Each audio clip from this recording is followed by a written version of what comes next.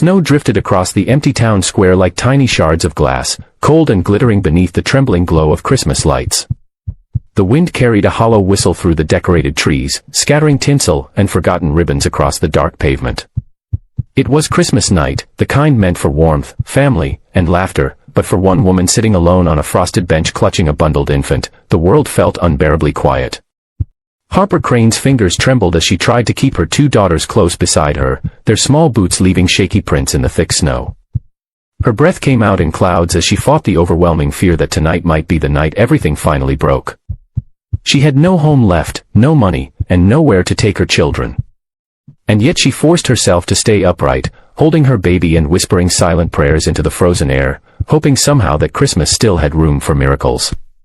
Before the story continues, if you believe in kindness, in second chances, and in helping those who are struggling, please like, comment, share, and subscribe to Kindness Corner. And as always, tell us in the comments where you're watching from. Your presence means the world to this community. As Harper tried to steady her breathing, her daughters, June and Marlo, leaned against her sides, their cheeks flushed pink from the icy wind. June tugged gently at her mother's coat, asking in a whisper if Santa forgot them this year. Harper swallowed hard, blinking back tears before they could fall. She didn't want her children to feel the fear she carried inside, that suffocating dread of uncertainty, but the truth was that she had run out of every plan she once had. After her husband, Oliver, passed away unexpectedly 8 months earlier, life had become one long series of losses. Bills piled up faster than she could work, her part-time job disappeared when the store closed, the landlord showed no mercy, and when the final eviction came 2 days before Christmas, she packed what she could into an old stroller and walked aimlessly, hoping the cold wouldn't sink too deep into her children's bones. Across the snowy lot, parked beneath a flickering lamppost, a maroon pickup truck idled softly. A man stepped out, his boots crunching heavily in the snow. He wore a Navy uniform and carried the weight of someone who had been through storms most people never see. His name was Calder Briggs, a former Navy SEAL who had returned to his hometown only a week ago after years of service overseas. He came back hoping to find a piece of himself again, but instead found a quiet loneliness shadowing every familiar street. His service dog, a German shepherd named Arrow, walked faithfully by his side, alert and watchful. Calder had been driving through town, letting memories guide him, when he saw the silhouette on the bench. Something about the way the woman hunched forward, the way the two little girls pressed against her, and the faint movement of a baby in her arms made him slow the truck. At first, he hesitated. People had their lives, their walls, their boundaries. But then he noticed the tremble in her shoulders, the way her coat wasn't enough for the bitter cold, and how the children's hats were pulled down almost covering their eyes to protect them from the wind. Something stirred inside him, a deep, persistent pull he couldn't ignore. He approached slowly, Arrow remaining by his side, sensing the tension and sadness in the air. Harper looked up the moment she sensed footsteps, her eyes cautious, wide, tired. Calder could see the fear there, the uncertainty, but he also saw strength, something quiet but enduring in the way she held her children. Their gazes met, and in that instant, the world seemed to pause, the falling snow blurring everything except this moment where two broken paths unexpectedly crossed. Calder didn't speak right away. He noticed how June's small hand tightened around Harper's sleeve, how Marlo pressed closer, and how the baby stirred, letting out a soft cry that pierced through the cold night. Harper tried to soothe the infant, whispering apologies though it wasn't her fault. Calder felt something twist inside him, an ache he hadn't felt since losing several teammates in deployment. He had promised himself he would never stand by when someone needed help. And now here he was, watching a mother fight a battle she shouldn't have to fight alone. He kneeled down so he wouldn't tower over the girls, letting Arrow sit beside him. The dog's calm presence brought a small moment of ease to Harper's frightened daughters. Calder's voice, when he finally spoke, was gentle, steady, and warm in the frigid air. He asked if she was okay, though he already knew the answer. Harper tried to say she was fine, but the crack in her voice betrayed the truth she'd been trying to hide for months. She admitted in a quiet, embarrassed tone that they had nowhere left to go.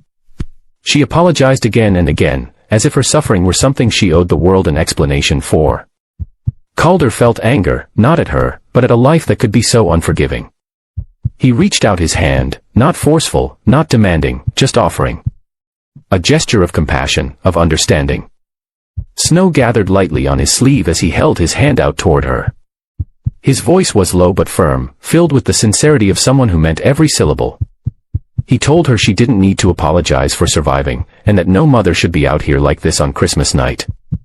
Then, with a resolve that felt both instinctive and inevitable, he said the words that changed everything, "Come with me."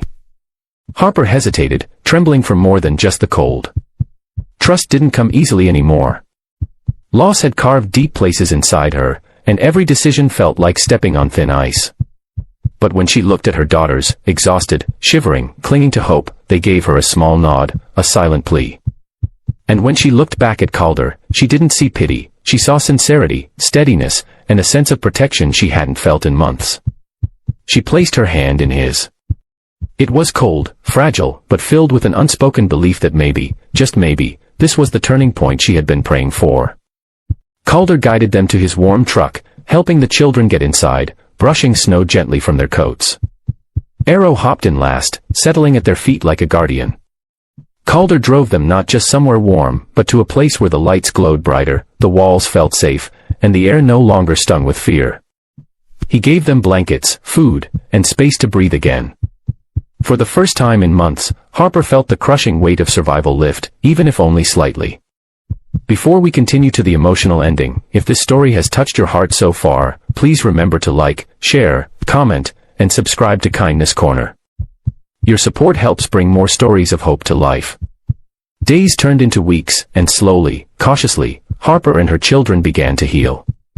Calder didn't overwhelm them with kindness, he offered it gently, consistently. He fixed the girls' broken boots, helped Harper find steady work, and made sure the baby had everything he needed. Harper began smiling again, not the forced kind, but real ones that reached her eyes. Calder found himself healing too, discovering purpose in helping a family rediscover stability and hope. Christmas night had brought them together in darkness, but it also lit a path made of compassion, strength, and new beginnings. Before the story closes, please comment below and tell us which moment moved you the most. By spring, the snow melted into soft green grass, the air warmer, the sky brighter.